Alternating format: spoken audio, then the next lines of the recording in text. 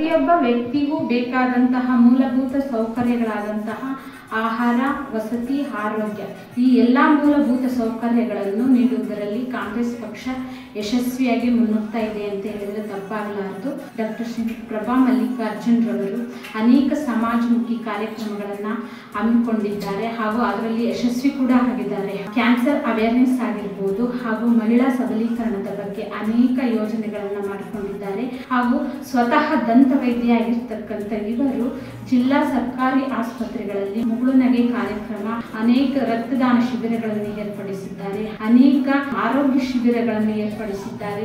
ಈ ಬಾರಿ ಚುನಾವಣೆಯಲ್ಲಿ ನಮ್ಮ ಅಮೂಲ್ಯ ಮತಗಳನ್ನು ನೀಡಿ ಅವರನ್ನು ಬಹುಮತಗಳನ್ನು ಗೆಲ್ಲಿಸಬೇಕು ಅಂತೇಳಿ ತಮ್ಮಲ್ಲಿ ವಿನಂತಿಸಿಕೊಳ್ಳುತ್ತೇನೆ.